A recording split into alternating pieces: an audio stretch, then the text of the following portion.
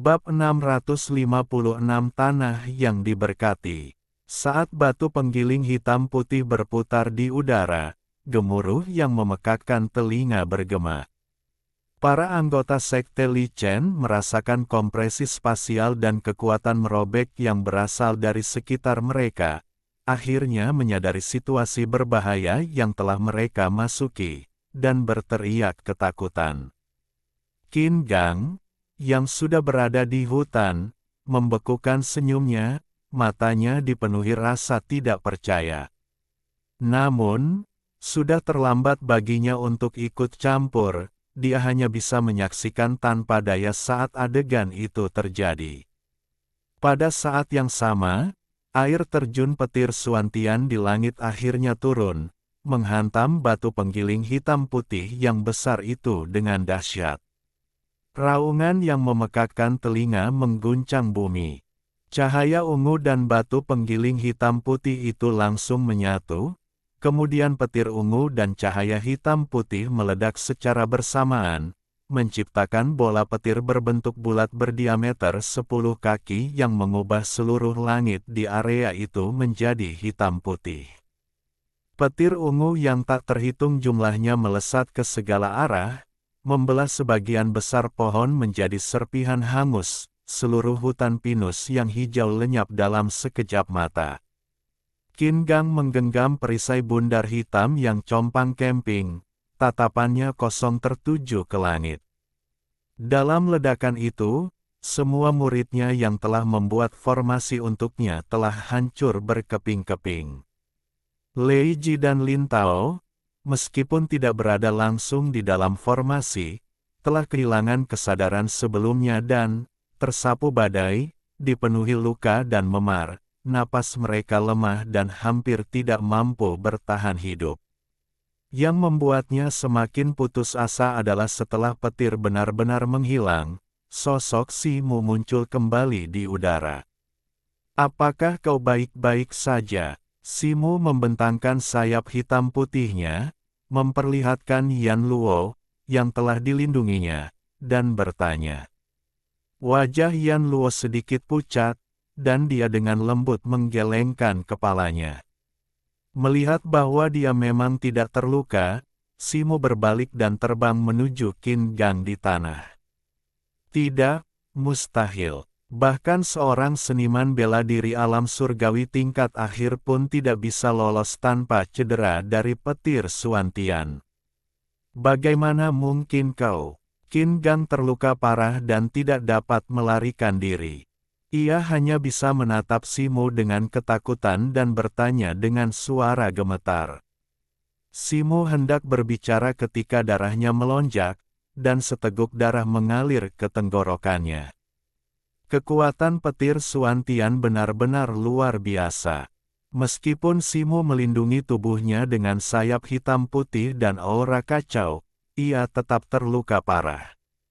Namun ia tetap menelan darah di tenggorokannya dan mencibir, "Formasi petir mutlak yang dibuat oleh adik-adikmu adalah formasi jebakan sekaligus pertahananku. Aku menggunakan teknik pemusnahan abadi untuk menekan formasi petir mutlakmu agar mampu menahan petir Suantianmu.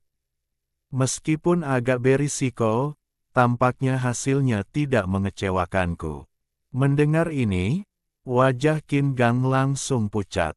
Sebelum ia sempat bereaksi, ia melihat sebuah kepalan tangan yang bersinar dengan cahaya putih menembus dadanya, dan bola api putih menyembur keluar dari lubang di dadanya. Sesaat kemudian, melihat aura Qin Gang telah sepenuhnya lenyap, Si Mu terbang kembali ke sisi Yan Luo dan berkata, "Pertempuran di sini sangat sengit, dan tak dapat dihindari akan menarik perhatian sekte Lanjing. Menurutku, kita sebaiknya pergi dari sini dulu dan menunda teleportasi. Kalau begitu, apakah kita masih bisa kembali ke tanah suci Qinglan?" Tanya Yan Luo, matanya yang indah menatap Si Mu. "Mungkin, kita tidak perlu bersusah payah untuk segera kembali." Si Mu melirik ke kejauhan dan berkata, "... Bintang Tianyin adalah salah satu dari 3 tanah suci di wilayah Bintang Miang, lokasi sekte Liken, dan dikenal oleh semua orang di wilayah Bintang Miang. Tempat ini sangat luas, dengan energi spiritual yang sangat kaya. Selain 60% permukaan planet berupa laut, terdapat 2 benua utama, benua Xuanche dan benua Dongli. Sekte Liken terletak di dekat benua Xuanche. Di ujung paling timur benua Xuanche, berbatasan dengan laut, terdapat sebuah kota raksasa bernama Kota Hanlei. 900 mil dari kota dan ke laut, terdapat sebuah pulau besar. Pulau ini, bernama Pulau Abadi Petir Awan, adalah lokasi sekte Lichen. Langit di atas Pulau Abadi Petir Awan selalu diselimuti awan hitam, dari mana kilatan petir ungu dan biru bergemuruh dan meledak, derunya bergema bermil-mil jauhnya. Dari waktu ke waktu, kilatan petir tebal turun dari awan hitam yang mengelilingi pulau itu, kekuatannya mencengangkan. Selain kultivator, manusia biasa tidak berani mendekati Pulau Abadi Petir Awan. Pulau itu juga dikelilingi oleh penghalang pelindung besar dari sekte Lichen, membuatnya tampak seperti titik hitam kecil dari kejauhan. Pada hari itu, cuaca cerah, dengan angin laut yang lembut. Permukaan laut berkilauan biru tua yang seragam, ombaknya beriak. Seekor bangau putih raksasa terbang keluar dari kota Hanlei, menuju Pulau Abadi Petir Awan. Punggung bangau itu cukup cepat untuk menopang selusin orang, tetapi hanya 2 orang yang berdiri di sana. Salah satunya adalah seorang pemuda tinggi dan tampan, mengenakan jubah tauis biru, dengan fitur wajah yang lebar dan tegas, meskipun kedua alisnya yang berwarna ungu cukup mencolok. Yang lainnya adalah seorang wanita yang berpakaian seperti biarawati Taois, tinggi dan ramping dengan rambut panjang hingga pinggangnya. Wajahnya dirias, membuatnya tampak sangat memikat. Aku tidak menyangka kau mengetahui teknik sehalus, teknik pemindahan tulang, bahkan lebih indah dari teknik perubahan tulang milikku, kata pemuda beralis ungu itu. Penampilan biarawati itu memikat, tetapi ekspresinya dingin dan dia tetap diam, sangat kontras dengan penampilannya. Namun, sikapmu tidak sesuai dengan penampilanmu. Begitu kita sampai di Pulau Abadi Awan Petir, kau mungkin akan dikenali sekilas, kata pemuda beralis ungu itu sambil tertawa kecil setelah melirik biarawati yang memikat itu. Kedua orang ini tidak lain adalah Simu dan Yan Luo, orang-orang yang telah membunuh Qin Gang dan yang lainnya hari itu. Simu berpikir bahwa kembali ke tanah suci anggrek biru akan memakan terlalu banyak waktu dan mungkin tidak cukup untuk mencapai alam rahasia Kunlun. Sebuah pikiran terlintas di benaknya, dan dia merancang rencana untuk bertukar tempat. Dia dan Yan Luo menyamar sebagai Lei Ji dan Lin Tao, 2 orang yang telah menyerangnya hari itu, dan memutuskan untuk menyusup langsung ke sekte Lichen. Tujuan mereka adalah menggunakan sekte Lichen untuk memasuki alam rahasia Kunlun. Hehe, kakak Lei, kau terlalu banyak berpikir. Adik perempuan tahu apa yang harus dilakukan, kau harus mengkhawatirkan dirimu sendiri dulu, kata Yan Luo, terkekeh ringan. Pesonanya langsung memudar. Tentu saja, ekspresi ini hanya sesaat, dan dia dengan cepat kembali ke sikapnya yang acuh tak acuh sebelumnya. Simu terkejut sejenak, tetapi kemudian tersenyum percaya diri. Dia telah melakukan penyusupan dan penyamaran semacam ini berkali-kali sebelumnya dan sudah cukup mahir dalam hal itu. Pakaian, cincin, dan token yang mereka kenakan adalah milik Lei Ji dan Lin Tao, dan Simu telah mencari jiwa mereka hari itu. Meskipun jiwa mereka hancur oleh kekuatan sisa dari petir dan tongkat pembunuh abadi, mereka masih mengetahui cukup banyak tentang identitas mereka dan urusan Pulau Abadi Awan Petir, dan yakin bahwa mereka tidak akan terbongkar. Burung bangau putih di bawah mereka awalnya adalah binatang roh terbang yang dibesarkan oleh Lei Ji, dijinakkan oleh Yan Luo menggunakan teknik jiwa rahasia. Kota Hanlei hanya berjarak sekitar 10.000 mil dari Pulau Abadi Awan Petir, dan keduanya dengan cepat tiba di dekat pulau itu. Ekspresi Simu sedikit berubah. Pulau Abadi Awan Petir sangat luas, namun seluruhnya diselimuti oleh penghalang ungu besar, menunjukkan sumber daya yang sangat besar dari Sekte Li Chen. Penghalang ungu itu berderak dengan busur listrik, jelas merupakan penghalang petir yang sangat canggih.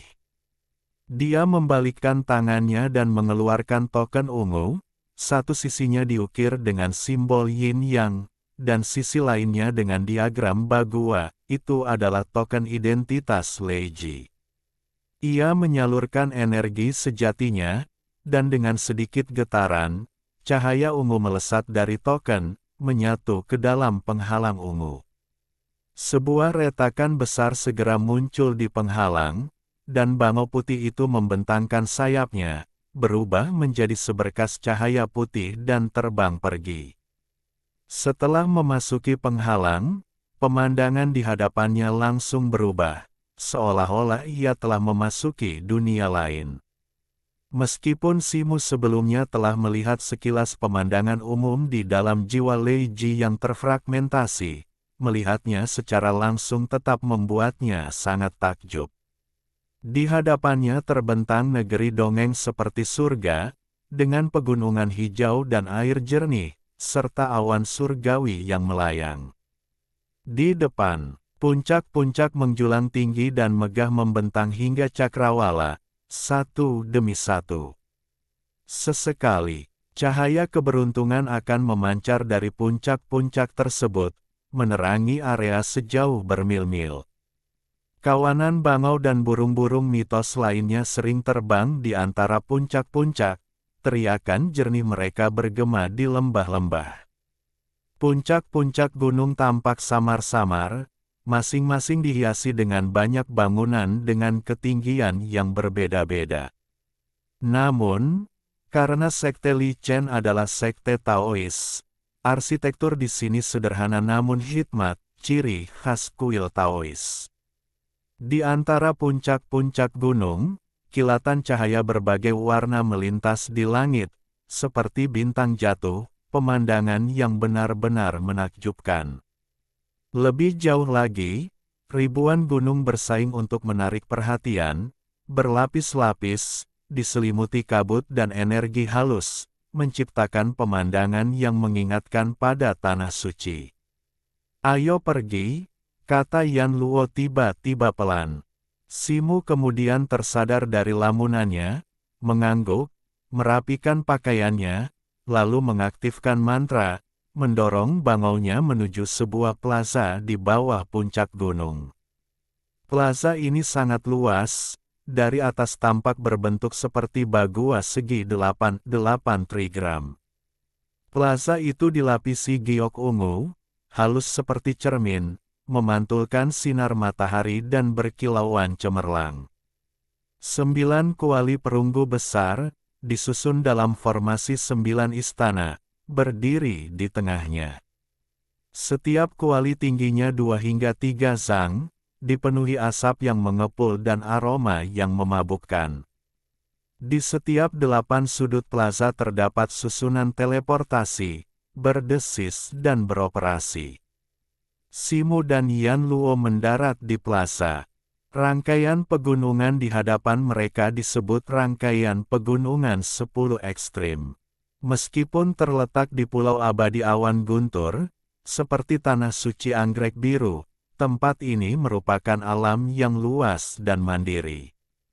Puncak-puncak ini adalah tempat tinggal para murid luar Sekte Li Chen, tempat tinggal para murid dalam terletak lebih dalam di dalam rangkaian pegunungan 10 ekstrim. 8 susunan teleportasi di plaza terhubung ke 8 puncak jauh di dalam rangkaian pegunungan 10 ekstrim, masing-masing dinamai menurut salah satu dari 8 trigram, Qian, Dui, Li, Zhen, Sun, Kan, Gen, dan Kun. Masing-masing dari 8 puncak memiliki kuil Taois besar, juga dinamai menurut salah satu dari 8 trigram, dan para murid dalam sekte Li Chen termasuk dalam salah satu dari 8 kuil ini. Simu telah memperoleh informasi ini melalui pencarian jiwa, dan dia dan Yan Luo menuju ke susunan teleportasi di sebelah kiri. Susunan teleportasi ini terhubung ke kuil Li Huo di antara 8 kuil, tempat asal Lei Ji dan Lin Tao. Lei Ji, Lin Tao. Tepat saat itu, sebuah suara laki-laki terdengar dari belakang mereka.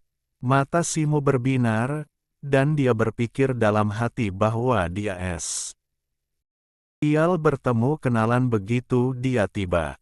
Dia dan Yan Luo saling bertukar pandang sekilas, lalu berbalik untuk melihat ke belakang, tetapi ekspresi mereka langsung membeku.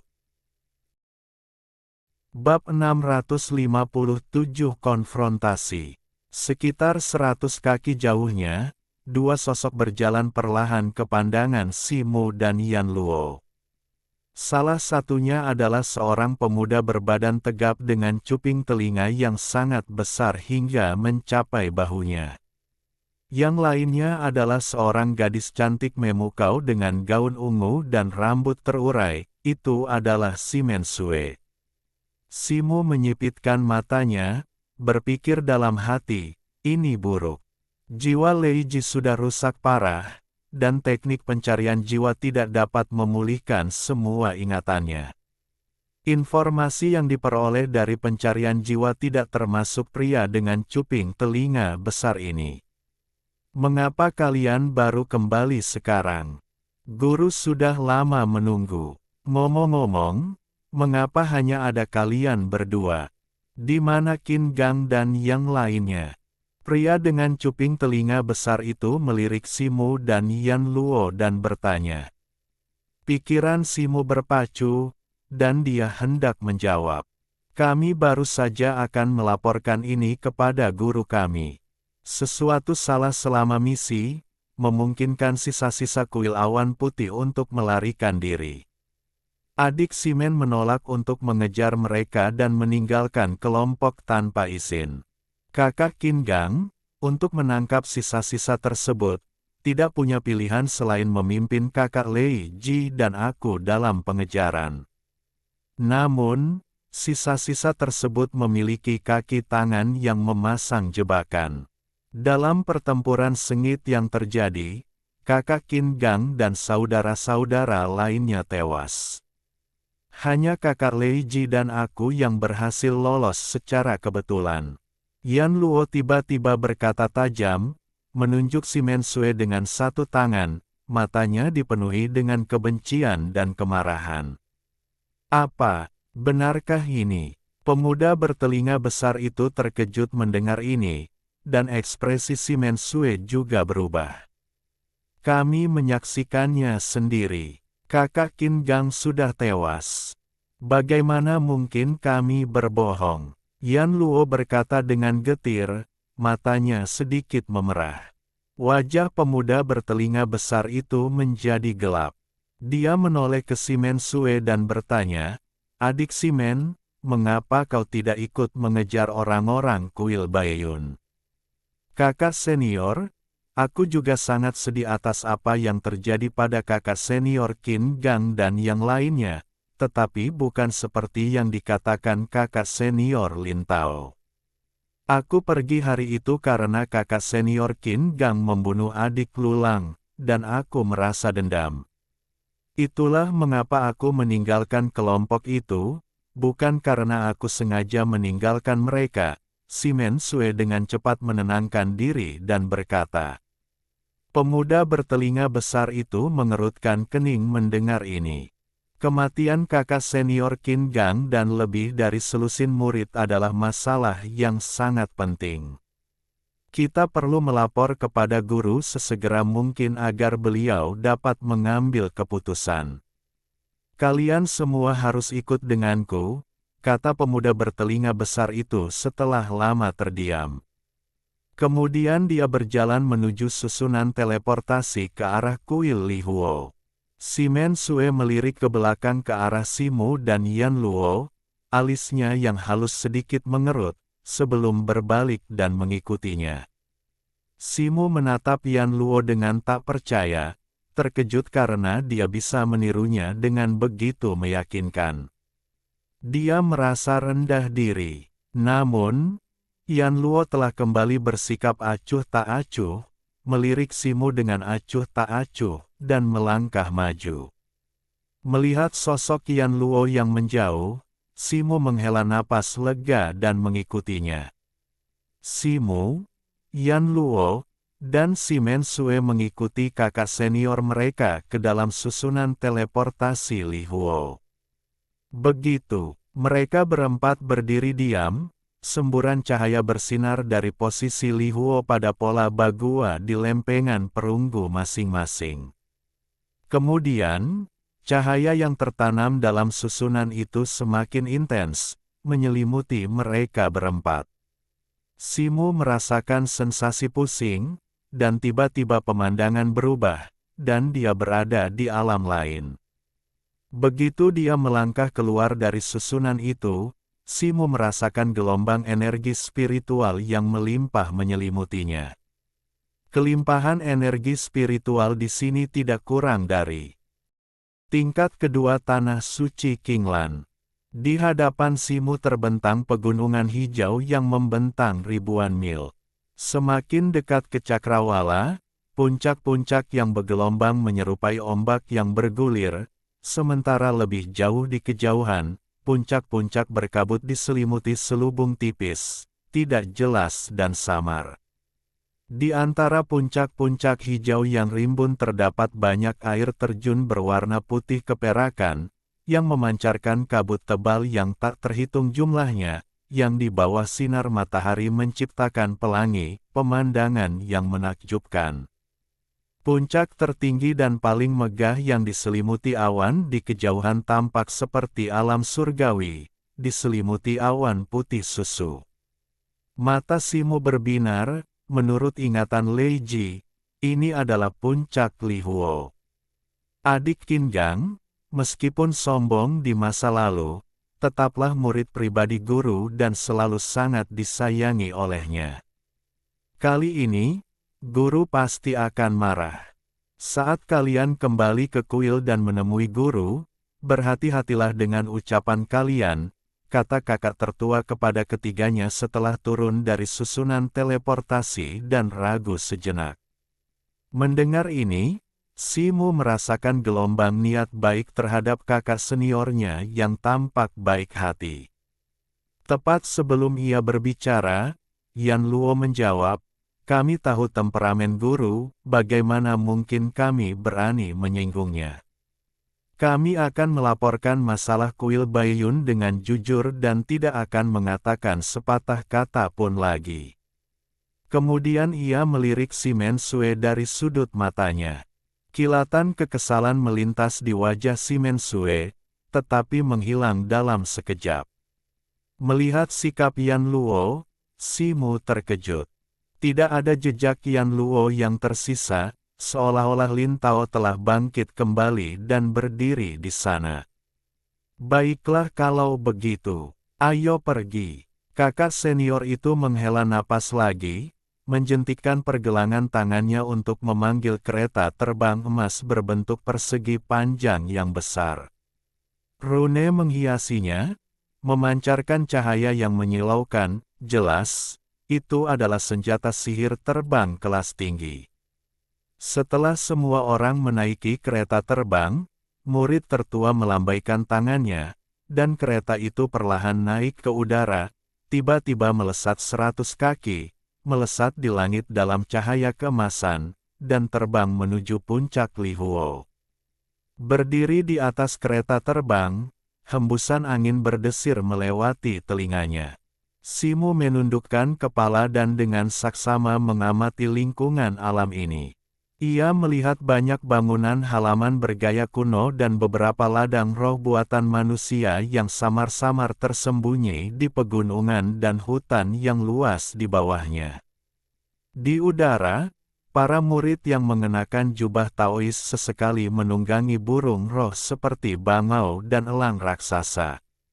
1/4 jam kemudian, kereta terbang emas itu menembus awan tebal di lereng gunung, terbang ke puncak Li Huo, dan mendarat di sebuah kuil Taois kuno. Kuil Taois kuno ini terletak di depan tebing di puncak. Ukurannya tidak terlalu besar, tetapi tampak sangat terpencil dan memiliki aura misterius.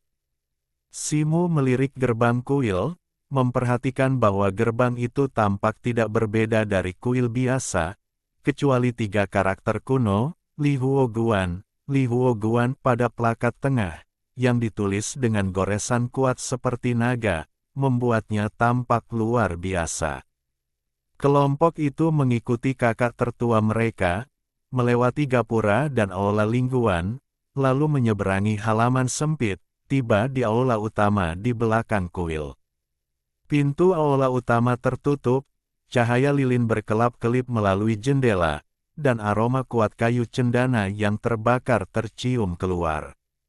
Kakak tertua sampai di pintu, merapikan jubahnya, membungkuk dengan hormat, dan berkata, "Guru, adik Lei Ji dan adik Lin Tao telah kembali dan memiliki hal-hal penting untuk dilaporkan kepada Anda." Di belakangnya, Simo dan 2 lainnya membungkuk sebagai balasan.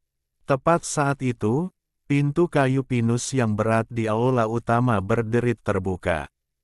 "Masuklah," sebuah suara agak serak memanggil. Mendengar ini, Simo dan yang lainnya dengan cepat melangkah masuk ke aula utama. Di dalam aula utama, terdapat 3 patung leluhur Taois, masing-masing setinggi lebih dari 10 kaki, yang diabadikan. Di depan mereka terdapat meja persembahan ungu besar, yang dipenuhi dengan buah dan sayuran surgawi. Di depan meja persembahan terdapat 3 futon abu-abu, 2 tempat tidur di sebelah kiri dan kanan kosong, sementara seorang lelaki tua berjubah ungu duduk tegak di atas futon tengah. Wajahnya tampak serius, memancarkan aura yang mengesankan tanpa amarah. Satu matanya tampak sakit, tertutup oleh penutup mata hitam. Guru, murid tertua, di depan, diikuti oleh Simo dan 2 lainnya, membungkuk serempak. "Lei Ji, Lin Tao, murid tertua kalian mengatakan kalian berdua memiliki urusan penting untuk dilaporkan." "Apa itu?" Mengapa hanya kalian berdua di sini? Di mana Qin Gang?" Tetua berjubah ungu itu mengerutkan kening dan bertanya. "Guru, Guru, apa yang ingin dilaporkan murid ini justru masalah ini. Kakak senior Qin Gang, dia telah mengalami kemalangan dan binasa di bintang ekstrim." Simo sengaja berpura-pura takut, berbicara dengan suara gemetar. "Apa yang kau katakan?" Mendengar ini, wajah tetua berjubah ungu itu tidak menunjukkan amarah, tetapi jubah ungunya tiba-tiba menggembung, dan aura tak terlihat langsung melonjak keluar, membawa tekanan spiritual yang luar biasa yang menyapu ke bawah, memaksa Simo dan Yan Luo untuk mundur berulang kali. "Guru, mohon tenang." Ekspresi Simo berubah drastis, dan sebelum ia bisa menyeimbangkan diri, ia buru-buru berteriak bersamaan. Di sisi lain, Yan Luo juga terhuyung mundur beberapa langkah, setetes darah tipis menetes dari bibirnya, wajahnya pucat. "Katakan, apa sebenarnya yang terjadi?" Tetua berjubah ungu itu kembali berseru. "Melaporkan kepada guru, dalam proses melenyapkan pengkhianat Dao Yu dan yang lainnya dari kuil Baiyun, kakak senior Qin Gang dan lebih dari 20 murid lainnya sayangnya tewas dalam pertempuran, kata Si Mu sambil menggertakkan gigi. Bagaimana Qin Gang meninggal? Kalian berdua harus memberi saya penjelasan yang jelas dan jujur, kata tetua berjubah ungu itu dingin, matanya tertuju pada mereka berdua. Kakak senior Qin Gang, seharusnya dia tidak meninggal. Yan Luo tiba-tiba menyeka darah dari sudut mulutnya dan berbicara. Tatapan tetua berjubah ungu itu bergeser, menyapu Yan Luo. Yan Luo awalnya menunjukkan sedikit rasa takut di wajahnya, tetapi kemudian menggertakkan giginya dan berkata, melaporkan kepada guru, pada saat itu, karena pengkhianatan Lulang di tengah pertempuran, dia membocorkan berita itu terlebih dahulu, menyebabkan kita dikepung. Kemudian, di bawah komando bijaksana kakak senior Qin Gang, meskipun beberapa adik junior kita gugur dalam pertempuran, kita masih berhasil keluar dari pengepungan dan mengalahkan murid-murid kuil Baiyun. Kemudian, Dao Yu dan yang lainnya melarikan diri dalam kekacauan. Untuk memenuhi harapan guru, kakak senior Qin Gang memutuskan untuk memimpin murid-murid yang tersisa untuk melanjutkan pengejaran. Namun, adik junior Simen mundur di tengah pertempuran dan menolak untuk ikut bersama kita. Simen Sue, apakah yang dikatakan Lin Tao itu benar? Tetua berjubah ungu itu mengalihkan pandangannya ke Simen Sue dan bertanya dengan dingin. Guru, mohon dimengerti. Murid ini memang kembali ke sekte lebih awal dari jadwal, tetapi itu karena kakak senior Qin Gang membunuh adik junior Lulang tanpa memberi tahu guru. Murid ini percaya bahwa tindakan ini tidak sesuai dengan aturan sekte dan ajaran guru pada umumnya. Jadi kami berselisih. Selain itu, saya sudah terluka, jadi saya tidak mengejar mereka karena marah. Saat itu, sisa-sisa kuil Baiyun, termasuk Dao Yu, hanya berjumlah 6 atau 7 orang. Murid ini tidak pernah menyangka hal seperti itu akan terjadi kemudian.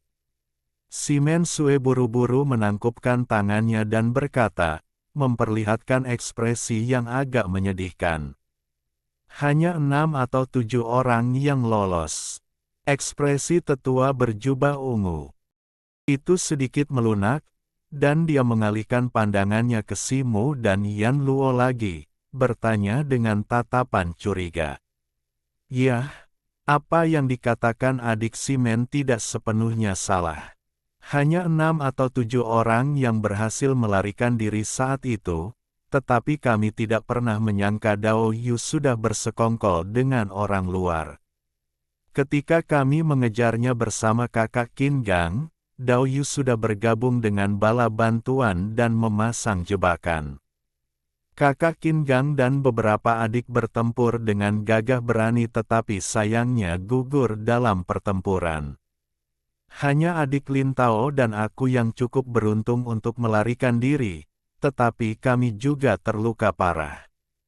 Simu sedikit ragu sebelum menangkupkan tangannya dan mengatakan ini. Mendengar ini, Simen Sue tidak bisa menahan napas lega, sementara Yan Luo, yang berdiri di samping, sedikit mengerutkan kening. Bab 658 Musuh bertemu di jalan sempit.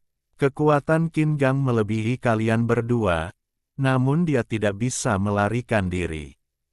Bagaimana kalian berdua bisa lolos? Tetua berjubah ungu itu mengerutkan kening, dan auranya melonjak. Sebelum Simu bisa menjawab, dia merasakan indera ilahi yang kuat menyelimutinya. Dia terkejut tetapi tidak melawan, membiarkan indera ilahi itu menyapunya.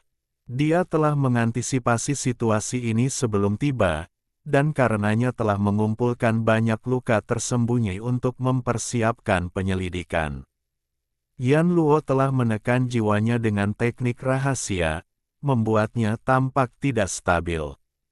Ditambah dengan luka-lukanya yang sudah parah, pemandangan darah yang menetes dari mulutnya sebelumnya adalah tindakan yang disengaja untuk kepentingan Master Kuil Li Huo. Tampaknya menyadari bahwa Simu dan Yan Luo memang terluka, dan bukan luka ringan, indera ilahi tetua berjubah ungu itu tidak berlama-lama dan segera mundur. Ekspresi Simu rileks, dan dia menangkupkan tangannya, berkata, ketika kami menjebak Dao Yu dan yang lainnya, kakak senior Qin Gang memanggil binatang petir, bermaksud untuk memberikan pukulan fatal. Tanpa diduga, bala bantuan yang tersisa tiba-tiba muncul dan menyergap kami, menyebabkan formasi hancur dan mengakibatkan banyak korban di antara kami. Kakak senior Qin Gang tidak punya pilihan selain mempertaruhkan nyawanya dengan melepaskan air terjun petir Suantian, yang memaksa sisa-sisa pasukan itu mundur dengan luka parah, memungkinkan adik perempuan Lin dan aku untuk melarikan diri dengan selamat. Siapa bala bantuan yang kau maksud? Tetua berjubah ungu itu berbalik, menghadap patung di tengah, dan setelah berpikir lama, akhirnya bertanya. Hanya ada dua bala bantuan yang kuat. Yang satu adalah seorang pria parubaya yang jelek dengan kulit gelap, hidung pesek, dan dahi menonjol. Dia mahir dalam teknik elemen air dan api. Meskipun dia baru berada di tahap awal alam surgawi, kekuatannya tinggi, hampir mencapai tahap akhir. Yang lainnya adalah pelayannya, yang memiliki tanda lahir biru di dahinya. Tekniknya sangat aneh, dan dia menggunakan tombak perak.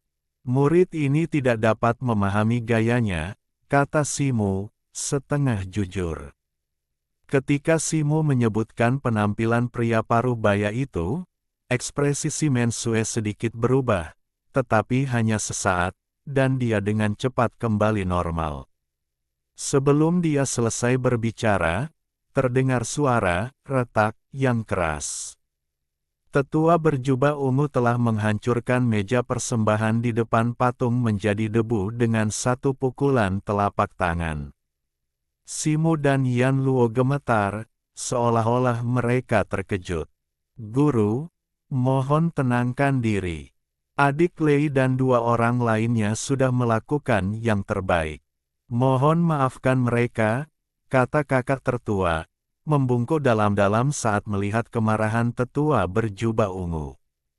Itu mereka berdua. Tetua berjubah ungu mengabaikan kakak seniornya dan berkata dengan marah. Guru mengenal mereka berdua, tanya Simu, agak terkejut. Berdasarkan deskripsi teknik mereka adalah orang yang sama yang membunuh salah satu junior keluarga Peng di Bintang Mingyu beberapa waktu lalu. Aku tidak pernah menyangka mereka akan menyamar dan membunuh murid kesayanganku. Jika aku, Peng Yue, menangkap mereka, aku sendiri akan menguliti mereka hidup-hidup dan menghancurkan tulang mereka menjadi debu, kata tetua berjubah ungu dengan gigi terkatup. Simu tersenyum pahit pada dirinya sendiri. Dia tanpa diduga bertemu dengan seorang tetua dari keluarga Peng Jiong, seorang anak orang kaya generasi kedua. Dunia ini memang sempit. Jika orang ini mengetahui bahwa dia dan Yan Luo adalah orang yang membunuh junior dan murid kesayangannya secara bersamaan, keadaan mungkin akan menjadi rumit. Tepat saat itu, Peng Yue tiba-tiba mengerutkan kening, melambaikan tangannya, dan sebuah token segi 8 berwarna ungu muncul di tangan. Ya, cahaya ungu berkilauan di atasnya, dan beberapa baris karakter kecil dapat terlihat samar-samar. Tatapannya menyapu token itu, ekspresinya sedikit berubah, tetapi dia dengan cepat kembali tenang dan menyimpannya.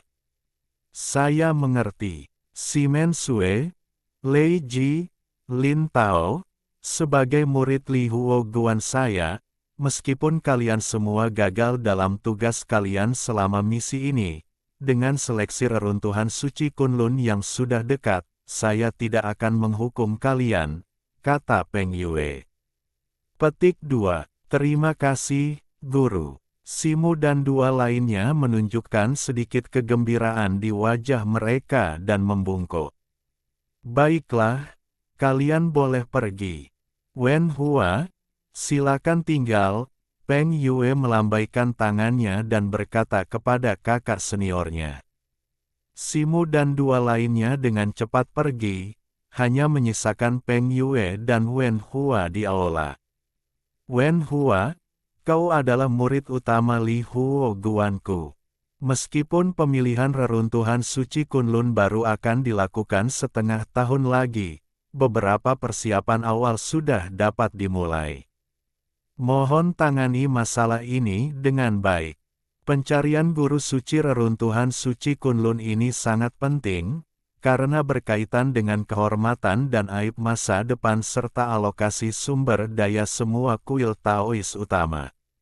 Aku memiliki beberapa urusan penting yang harus diurus di luar, jadi aku akan sementara mempercayakan urusan kuil kepadamu. Kau harus melakukannya dengan sepenuh hati, kata Peng Yue. Baik, murid, aku pasti tidak akan mengecewakan kepercayaanmu. Wen Hua menerima perintah itu dengan suara tegas. Di luar aula utama, Simu dan kedua temannya berjalan keluar dan segera tiba di sebuah lembah yang dikelilingi oleh 3 gunung. Ketiga puncak ini diselimuti kabut dan awan, dan di kejauhan, dengan jarak yang teratur, terdapat sebuah gua tempat tinggal. Ini adalah gua tempat tinggal para murid sekte Li Huo. Mata Simu sedikit berkedip. Meskipun setiap murid inti sekte Li Chen memiliki gua tempat tinggal masing-masing, semuanya terletak di puncak gunung, sehingga jauh lebih kecil daripada gua-gua di tanah suci Qinglan. Pendapatan utama murid sekte Li Chen berasal dari berbagai misi sekte, tanpa manfaat tanah spiritual seperti di tanah suci Qinglan.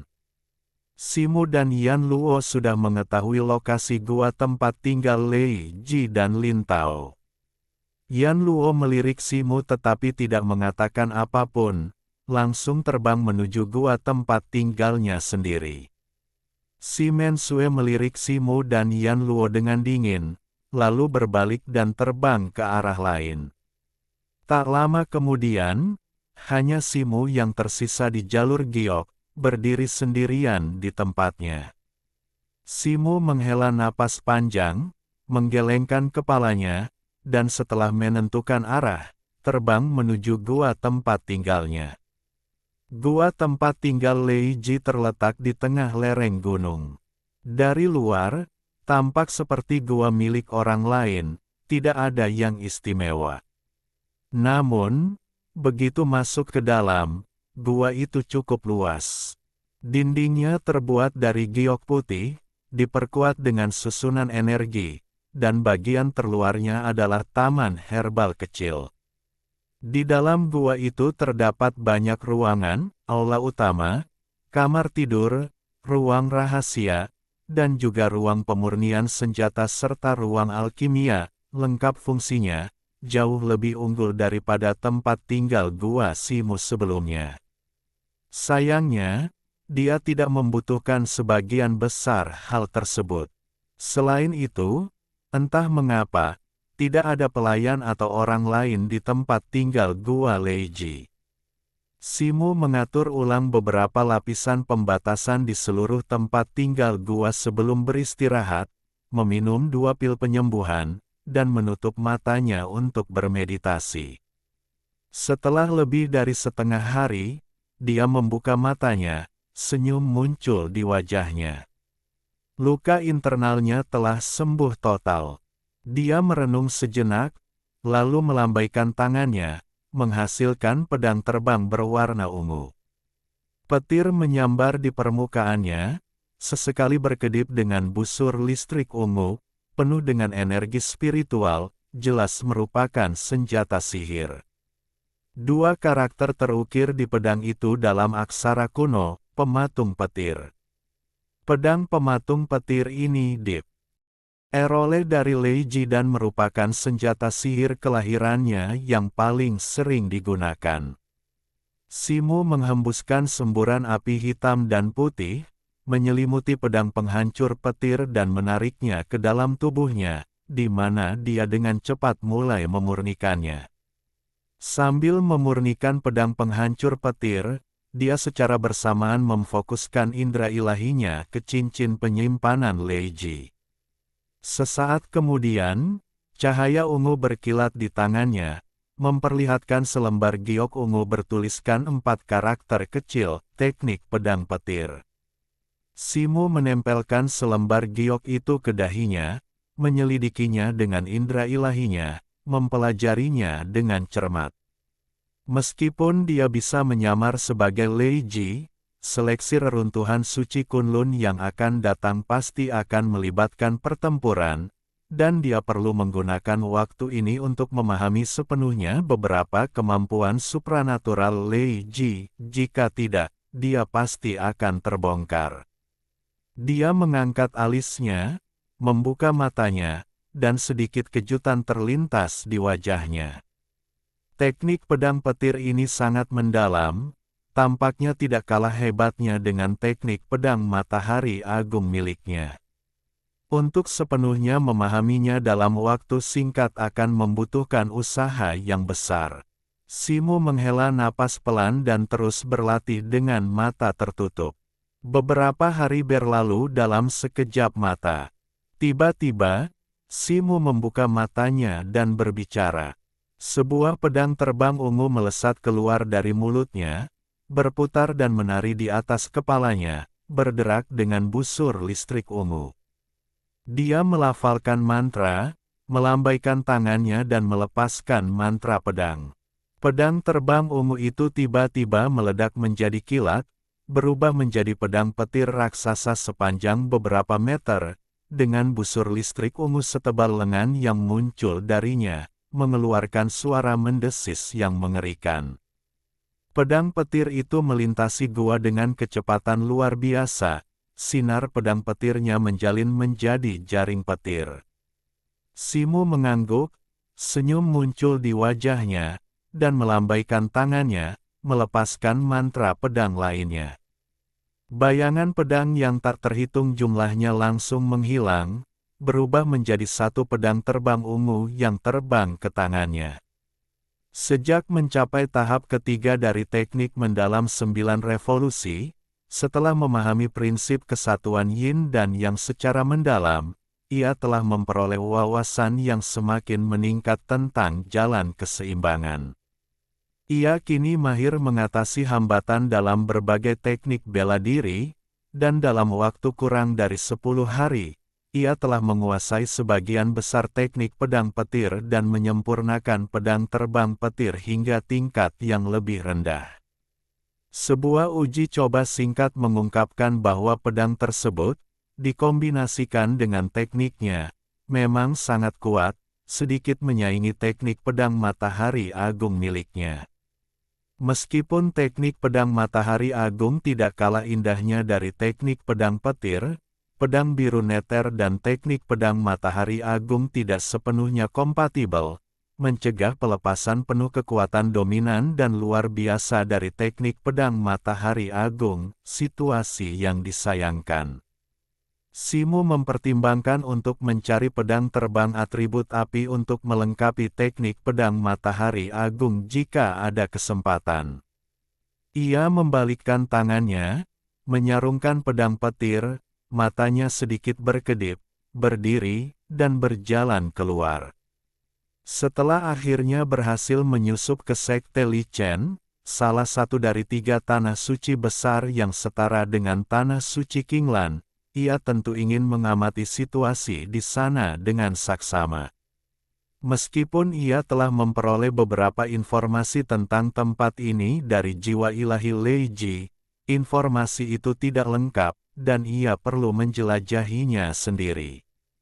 Simu segera meninggalkan gua, memanggil bangau putihnya, dan berkeliling area tersebut untuk sementara waktu, diam-diam mengagumi betapa arsitektur di sini benar-benar berbeda dari tanah suci Qinglan. Saat itu, ekspresinya sedikit berubah. Tidak jauh dari situ, seorang gadis berjubah ungu terbang ke arah Ni. Dengan pita warna-warni, itu adalah Si Mensue. Si Mensue juga melihat Simu, alisnya yang halus sedikit berkerut, dan ia mengangguk sedikit kepadanya sebelum melewatinya dengan ekspresi yang sangat dingin. Simu berbalik dan melihat punggung Si Mensue, tatapan kompleks terlintas di matanya. Ia menyentuh hidungnya dan tak kuasa menahan senyum getir. Meskipun dia tidak menemukan hubungan apapun antara Lei Ji dan Si Mensue dalam ingatan Lei Ji, tampaknya Lei Ji dan Si Mensue tidak memiliki hubungan yang baik. Dia menggelengkan kepalanya, menepis pikiran itu, dan terus menjelajahi daerah tersebut.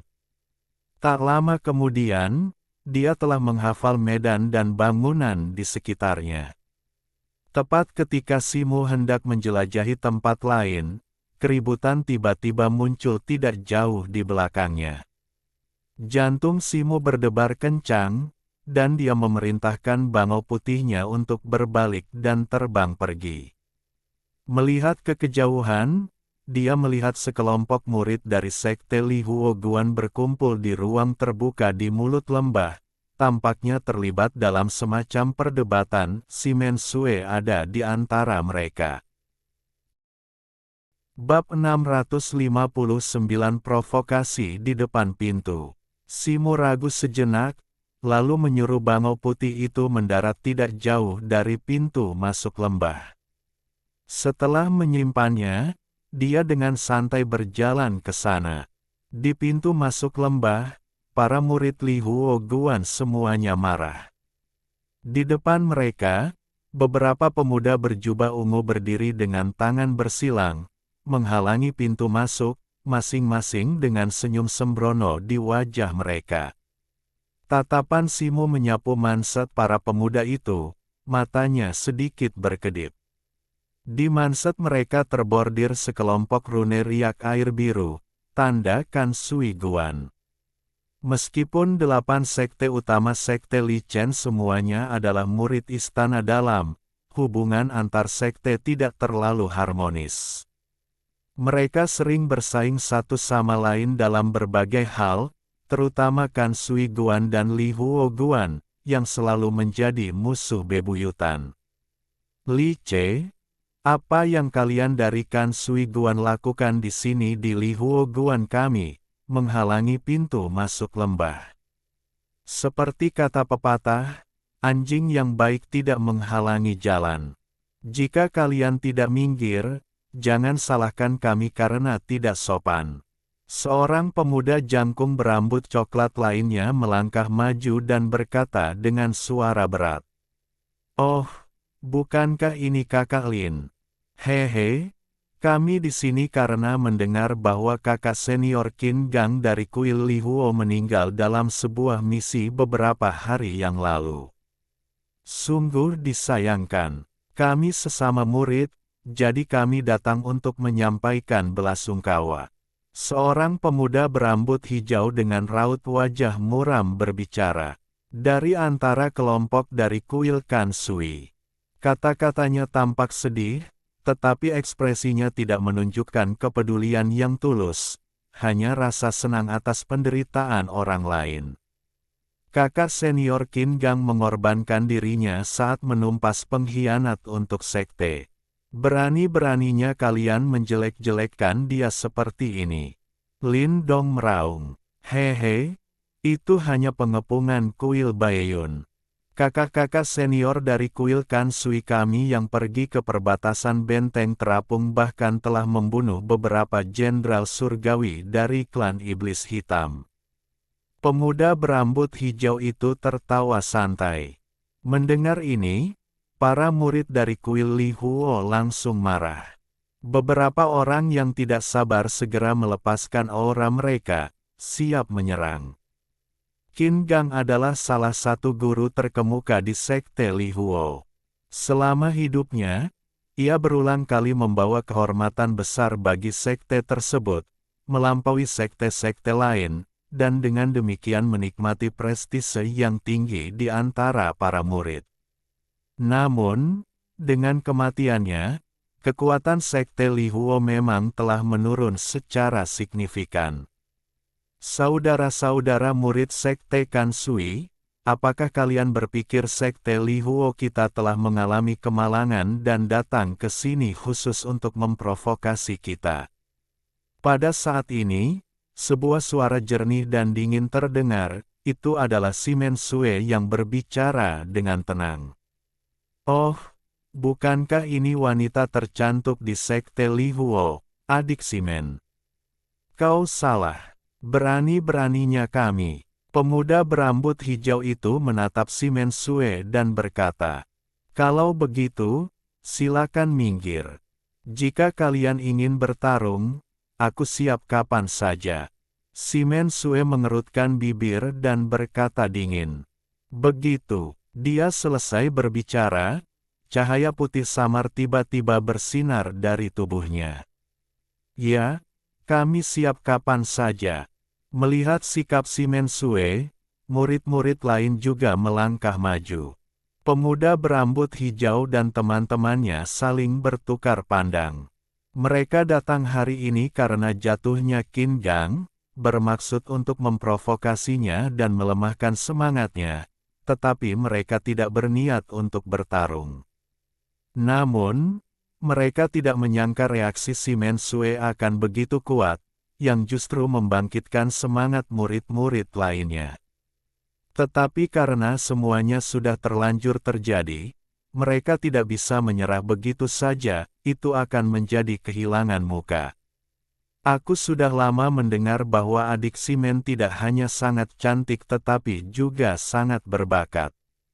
Aku merasa tidak pantas dan ingin belajar satu atau dua hal darimu. Maukah kau memberiku kehormatan? Seorang pemuda berambut abu-abu melangkah maju dari kerumunan di samping pemuda berambut hijau dan berkata. Pria ini tinggi, dengan bekas luka di wajahnya yang membentang dari dahi hingga dagunya, menyerupai kelabang merah, cukup menakutkan. Simu meliriknya, kultivasi pria ini sama dengan Simen Sue, pada tahap awal alam surgawi, tetapi auranya sangat mematikan, entah karena berlatih semacam teknik atau karena membunuh terlalu banyak orang. Jadi, Kakak Langkun, tak perlu banyak bicara, ayo. Simen Sue menyerang tanpa ragu. Kilatan cahaya putih muncul di tangannya, memperlihatkan penggaris giok putih. Penggaris itu memancarkan cahaya putih cemerlang, dan hawa dingin yang kuat menyebar keluar, seketika menutupi tanah di sekitarnya dengan lapisan embun beku. Melihat ini, para murid dari kedua belah pihak bergegas mundur. Simu, di antara kerumunan, juga mundur bersama para murid penonton Li Huo. Sebelum semua orang sepenuhnya mundur, serangkaian suara desisan cepat terdengar. Puluhan tombak es, masing-masing lebih dari 10 kaki panjangnya, muncul di hadapan Simen Sue. Dengan sedikit jentikan penggaris giok di tangannya, semua tombak es terbang keluar seperti busur panah yang kuat, menghujani pemuda yang terluka itu, Langkun. Namun, Langkun entah bagaimana telah menghasilkan pedang pertempuran hitam. Dengan sedikit jentikan pergelangan tangannya, cahaya pedang yang tajam dan gelap memancar dari pedang itu. Dia mengayunkannya secara horizontal, mengubahnya menjadi puluhan bayangan pedang, dengan tepat mengenai semua tombak es yang datang. Bang! Bang! Bang! Semua tombak es hancur hampir bersamaan, serpihan es beterbangan ke samping. Disengaja atau tidak, Langkun melepaskan rentetan serpihan es ke arah Simu. Simu, melihat ini, meraih satu tangan, dan kilatan cahaya biru muncul di depannya. Serpihan es menghilang tanpa jejak, tidak ada yang melihat bagaimana mereka menghilang. Bersamaan dengan itu, dia terhuyung beberapa kali, mundur 20 atau 30 kaki sebelum mendarat dengan anggun. Kerumunan yang mundur di dekatnya juga menggunakan metode mereka sendiri untuk menjatuhkan serpihan es, tetapi karena serangan yang tiba-tiba, banyak yang masih terkena beberapa serpihan. Meskipun tidak terluka parah, pakaian mereka robek, dan mereka tampak agak berantakan. Anggota kuil Kansui yang tersisa di seberang tertawa terbahak-bahak, dan beberapa mengedipkan mata pada Simu. Lang Kun melirik Simu, lalu mengaktifkan pedang pertempuran hitamnya, terlibat dalam pertempuran dengan Si Mensue. Mungkin khawatir akan keributan memanggil avatar seni bela diri mereka, keduanya tidak memanggilnya, hanya mengandalkan senjata sihir mereka untuk bertarung. Setelah unggul sejak awal, Si Mensue kini memiliki sedikit keuntungan. Banyak sekali kepingan salju putih berputar-putar di sekelilingnya dalam radius 10 kaki, menerjang Lang Kun seperti gelombang saat ia melambaikan tangannya. Setiap kepingan salju memancarkan aura yang sangat dingin, jelas bukan kepingan salju biasa. Tubuh Lang Kun bersinar dengan cahaya gelap, pedang hitamnya berkilat liar, melepaskan pancaran pedang tajam yang saling terkait membentuk jaring hitam, tetapi ia hanya mampu menahan serangan Si Mensue, sosoknya terus mundur. Mata Simu sedikit berkedip, teknik Lang Kun mirip dengan Si Mensue, teknik atribut air, dan cahaya hitam yang dilepaskannya adalah cahaya air hitam, yang tampaknya diimbangi oleh kekuatan ilahi atribut es Si Mensue. Kepingan salju putih di sekitar Si Mensue meluas, secara bertahap menekan cahaya hitam Lang Kun. Ini adalah kekuatan ilahi yang kuat yang ia kembangkan, bunga cermin salju bulan. Seiring waktu berlalu, ekspresi Lang Kun menjadi agak tidak sabar.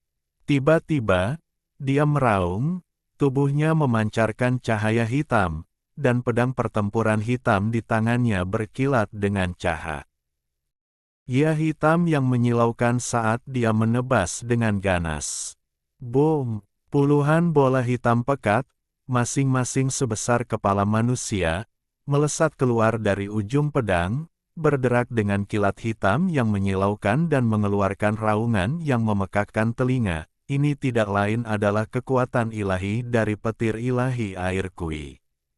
Serangkaian ledakan menyusul, hampir setengah dari petir ilahi air kui hancur, merobek celah di penghalang kepingan salju yang mengelilingi Si Mensue, sementara setengah sisanya meluncur ke arahnya.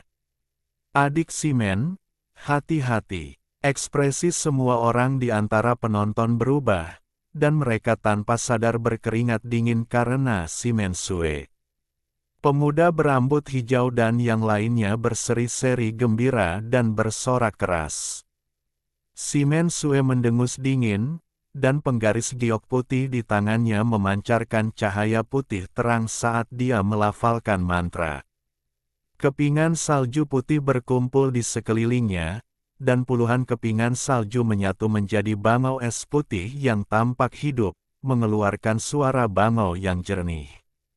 Dia melambaikan tangan gioknya, dan penggaris giok putih itu menunjuk ke bola petir hitam. Kilatan cahaya putih. Bangau es putih mengepakkan sayapnya, berubah menjadi aliran putih yang bergegas menuju bola petir hitam, dan keduanya bertabrakan dengan raungan yang memekakkan telinga. Tidak ada ledakan dahsyat seperti yang diharapkan. 20 atau 30 bangau es putih yang bertabrakan dengan petir ilahi kui sui lenyap dalam sekejap, dan permukaan puluhan bola petir hitam berkilat putih, dan sesaat kemudian mereka berubah menjadi bola es putih, jatuh ke tanah. Bagaimana ini mungkin? Ekspresi Lang Kun berubah. Si Mensue memunculkan lebih dari 20 atau 30 bangau es putih, sisanya, mengeluarkan jeritan tajam, terus mengepakkan sayap dan berkerumun menuju Langkun, aura dingin menyelimutinya. Bersamaan dengan itu, si Mensue menggenggam kedua tangannya di depan tubuhnya, melafalkan mantra, lapisan cahaya biru kristal memancar dari tubuhnya dan berkumpul ke arahnya. Ekspresi Langkun berubah drastis. Dia meraung, kakinya hampir tidak menyentuh tanah saat dia melesat mundur, menciptakan jarak antara dirinya dan kawanan bangau es. Kilatan cahaya muncul di matanya, dan jari telunjuk dan jari tengah kirinya tiba-tiba menyatu, menebas bilah pedang perangnya, kilatan darah muncul. Langkun dengan cepat menggoreskan jari-jarinya yang berdarah di bilah pedang, jari-jarinya bergerak cepat, seketika menggambar rune merah tua yang sangat dalam di bilah pedang. Bas! Pedang perang hitam itu seketika diselimuti lapisan cahaya berdarah. Pada saat yang sama, kilatan cahaya berdarah muncul dari tubuh Langkun, dan aura haus darah yang mengerikan terpancar darinya. Auranya meningkat dengan cepat, mencapai tahap akhir peringkat surgawi dalam sekejap mata. Melihat ini, ekspresi Simu sedikit berubah. Dia samar-samar mendengar kata-kata, pengorbanan darah, diucapkan oleh murid-murid Li Huoguan di sampingnya, dan dia diam-diam menyelipkan tangannya ke dalam lengan bajunya. Bagus! Orang-orang dari Kansui Guan bersorak keras melihat ini, kecuali pemuda berambut hijau yang sedikit mengerutkan kening, sedikit kekhawatiran muncul di matanya. Meskipun teknik rahasia ini kuat, itu cukup menguras esensi dan energi vital seseorang, dan ada risiko kehilangan kendali. Saat ini, kedua belah pihak hanya bertukar teknik, bukan bertarung sampai mati. Jadi menggunakan teknik rahasia ini memang agak tidak tepat. Teknik pedang sungai darah. Pertempuran darah tiga alam. Kilatan ganas muncul di mata Langkun saat dia meraung. Pedang pertempurannya yang merah darah berkilat dengan ganas. Banyak sekali pancaran bilah tebal muncul bergantian, menjalin menjadi jaring bilah yang rapat di depannya, menyapu area seluas lebih dari 10 kaki. Hampir semua bangau es yang menerkamnya ditelan oleh jaring bilah merah darah, tubuh mereka meledak menjadi bintik-bintik cah. Bab 660 Impuls. Tebasan sungai darah. Langkun meraung, pedang perangnya bergetar saat ia melepaskan tebasan tiba-tiba. Garis merah tua, lebih dari 10 zang panjangnya, melesat, memancarkan cahaya darah yang menyilaukan, menyapu ke arah si Mensue dengan kekuatan luar biasa, seperti sungai darah yang mengamuk turun dari langit, menghancurkan segalanya. Dimanapun cahaya pedang itu lewat, kehampaan bergetar, merobek celah besar. Melihat ini, wajah si Mensue sedikit pucat. Dia dengan cepat melafalkan mantra, tangannya bergerak cepat. Cahaya biru mempercepat konvergensinya di depannya, langsung mengembun menjadi bunga es biru yang lebih besar dari manusia, memancarkan hamparan luas cahaya biru kristal dan hawa dingin yang menyeramkan. Mata Simu berkilat, sedikit rasa terkejut terlintas di benaknya. Rasa dingin yang terpancar dari bunga es biru ini hampir sebanding dengan kekuatan yin tingkat kedua dari teknik mendalam 9 revolusi. Dia bertanya-tanya teknik rahasia apa yang digunakan si Mensue. Tepat ketika garis merah tua, yang membawa celah spasial sempit, menyapu ke arah si Mensue, wanita itu mengarahkan tangan gioknya ke depan, dan bunga es biru seketika berputar untuk bertemu dengan cahaya pedang merah tua. Boom! Keduanya bertabrakan dengan raungan yang memekakkan telinga. Kedua lingkaran cahaya, satu merah dan satu biru, saling berjalin dan bertabrakan di udara, tampak seimbang. Arus udara di sekitarnya bergejolak, dan semua orang di sekitarnya terdorong mundur. Simo berdiri tegak dengan tangan di belakang punggungnya, tak terpengaruh oleh angin kencang. Cahaya keemasan samar berkedip di matanya, meskipun cahaya bagian dalam lingkaran cahaya itu menyilaukan, situasi di dalamnya masih terlihat jelas baginya. Sementara cahaya pedang merah tua sangat mengesankan, bunga es biru benar-benar memiliki kekuatan yang tak terduga. Saat kelopak berputar cepat, sejumlah besar udara dingin dengan cepat meresap ke dalam cahaya pedang, menyebabkan cahayanya meredup. Melihat ini, Lang Kun meraung marah, tubuhnya memancarkan cahaya merah tua, matanya berubah merah darah, wajahnya berkerut, menunjukkan kegilaan. Dia mencengkeram pedang perang merah tua dengan kedua tangan dan menebas ke atas lagi, melepaskan pedang cahaya merah tua yang sangat besar. Tangan Si Mensue bergerak cepat, segel sihirnya bergeser, dan bunga es biru bersinar terang.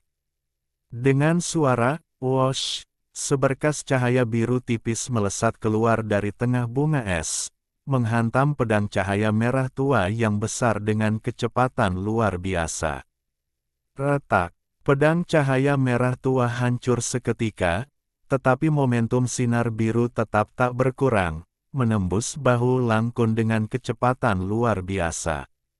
Lapisan kristal es biru segera menyebar di bahunya, menutupi seluruh lengannya dan meluas ke arah tubuhnya. Lang Kun meraung, seperti binatang buas yang terluka parah, dipenuhi amarah dan keganasan. Mengabaikan kristal es biru yang menyebar, dia tiba-tiba menggigit lidahnya, meludahkan darah ke pedang perang merah tua. Cahaya merah tua yang terpancar dari pedang di tangannya semakin intens, samar-samar menyatu membentuk naga darah yang melingkar. "Adik Lang, jangan!" Ekspresi pemuda berambut hijau itu berubah drastis, dan dia berteriak dengan tergesa-gesa. Duel pribadi dilarang keras di Sekte Li Chen. Meskipun 8 kepala biara dan petinggi sekte biasanya menutup mata terhadap pertandingan sparring biasa, pertarungan antara keduanya kini telah mencapai titik hidup dan mati. Jika Lang Kun menggunakan jurus mematikan di sini dan melukai Si Mensue dengan serius, mereka juga akan dihukum berat. Namun, Lang Kun tampak agak bingung saat ini, seolah-olah dia tidak mendengar teriakan pemuda berambut hijau itu. Dengan suara keras, sebuah pedang pertempuran merah darah melesat keluar dari tangannya, seperti naga darah. Mini yang mengamuk, meluncur ke arah Si Mensue. Kekuatannya jauh melampaui 2 pancaran pedang sebelumnya, langsung menuju wajah Si Mensue. Si Mensue merasakan tekanan yang luar biasa ini, wajah cantiknya menjadi pucat. Dia mengayunkan penggaris giok putihnya berulang kali, memancarkan cahaya putih, dan aura dingin melonjak di depannya, langsung mengembun menjadi beberapa dinding es. Dinding es itu hampir tidak mengeras ketika pedang pertempuran merah darah itu menghantam. Retak, retak, retak. Beberapa suara tajam terdengar saat dinding es hancur seperti tahu, berubah menjadi debu dalam sekejap mata. Ekspresi panik akhirnya muncul di mata Si Mensue, dia jelas tidak menyangka pedang pertempuran merah tua itu begitu kuat. Dia dengan cepat mendorong tubuhnya dari tanah, tubuhnya terlempar ke belakang, tangannya membentuk segel tangan, seolah bersiap untuk melepaskan teknik lain. "Mati!" Lang Kun meraung, matanya berkilat dengan cahaya merah darah. Dia mengepalkan tinjunya di depannya, menunjuk jari telunjuk dan jari manisnya ke depan. Pedang pertempuran merah tua itu menyala dengan cahaya yang kuat, mengeluarkan lolongan seperti binatang buas, dan dalam sekejap, pedang itu mengejar Si Mensue, menebas kepalanya. Teriakan kaget meletus dari kerumunan di sekitarnya. Pada saat itu, sesosok muncul, dan seseorang muncul begitu saja di hadapan Si Mensue. Dengan rambut dan alis ungu, itu tidak lain adalah Simo, yang menyamar sebagai Lei Ji. Tangannya menyala dengan kilat ungu, dan jari-jarinya bergerak cepat, melepaskan aliran energi pedang kilat ungu yang terus-menerus terjalin menjadi jaring pedang kilat. Pedang pertempuran merah darah itu menghantam jaring pedang kilat, seketika meruntuhkan jaring tersebut, tetapi juga sesaat memperlambat momentum ke bawahnya.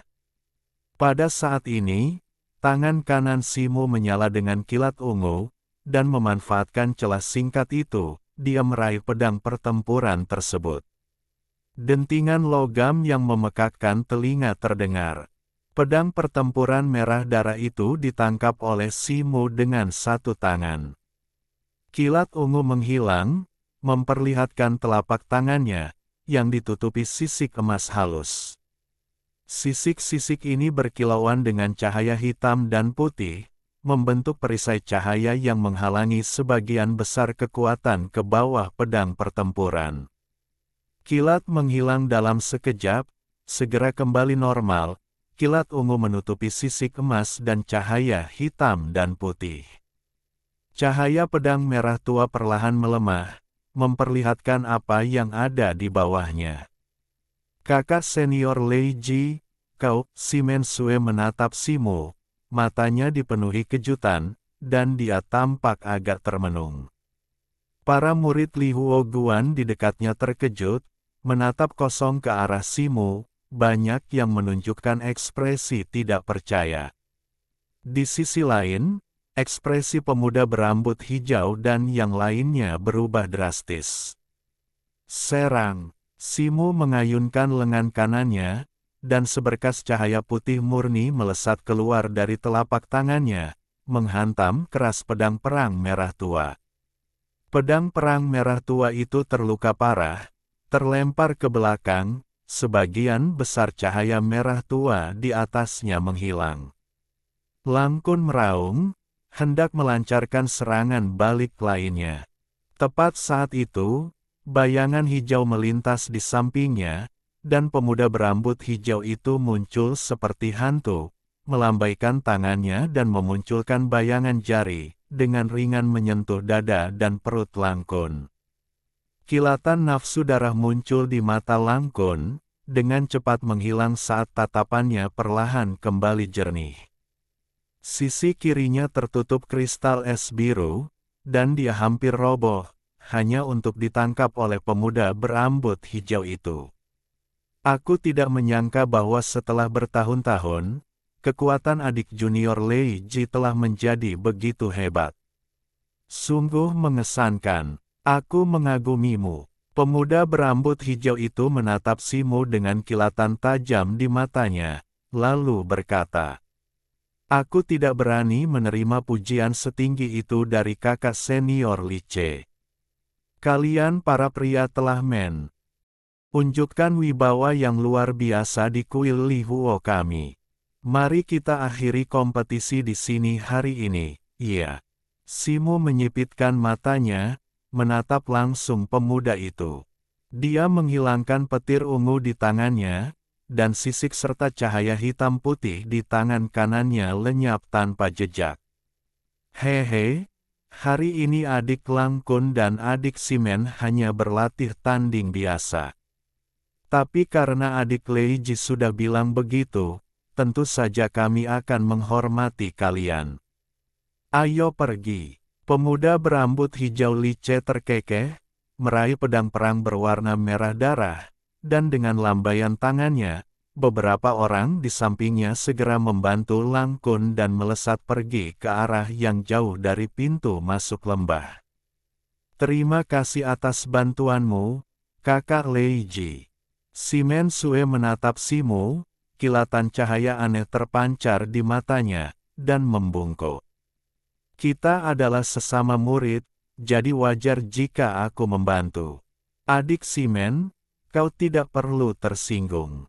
Simu berkata dengan tenang, mengangguk kepada si mensue, lalu berbalik dan memanggil Bangau Putih, melangkah ke atasnya dalam sekejap.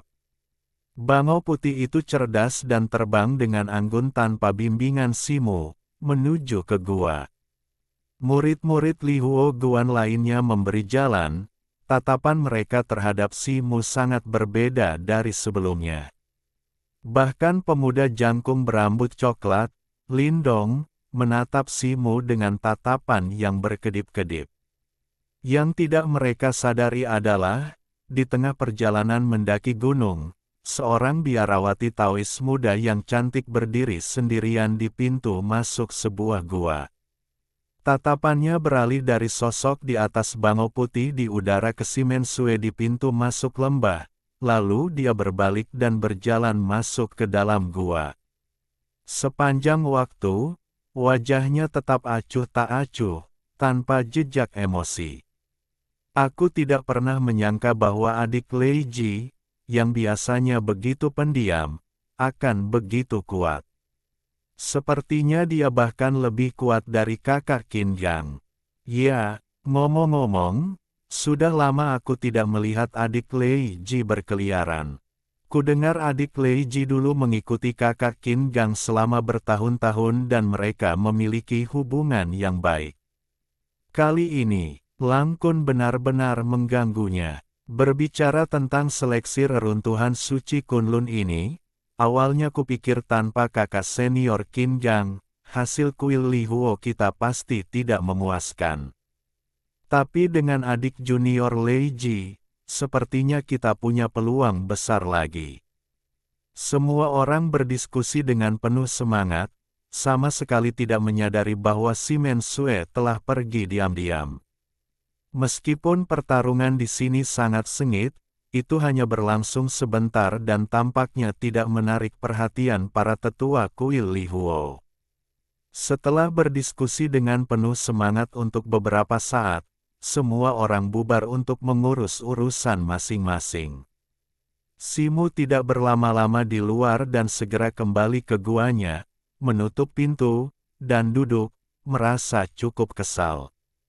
Langkah ini benar-benar tidak bijaksana. Dia hanya bertindak impulsif setelah melihat si mensue dalam bahaya, hampir mengungkapkan identitasnya dan membahayakan dirinya dan Yan Luo. Namun, memikirkan sosok yang rapuh itu membuat matanya tampak bingung. Setelah jeda yang lama, dia menghela napas, menggelengkan kepala, dan berhenti memikirkannya. Dia duduk bersila dan melanjutkan memurnikan pedang pemecah petir. Beberapa hari setelah mengasingkan diri, Lei Ji muncul kembali di luar gua. Simu saat itu sedang duduk bersila di atas Bangau Putih, terbang menuju puncak Li Huo. Sekitar setengah jam kemudian, Bangau Putih itu menundukkan kepalanya dan mengepakkan sayapnya, mendarat di tengah puncak Li Huo. Bahkan sebelum menyentuh tanah, Simu melihat seorang pria tinggi berdiri di depan sebuah gua di tengah lereng gunung. Dengan sekali kibasan lengan bajunya, cahaya keemasan bersinar di depannya, dan sebuah kipas daun pisang besar muncul begitu saja, bergoyang lembut tertiup angin. Kemudian, dengan gerakan cepat, ia muncul di atas kipas tersebut.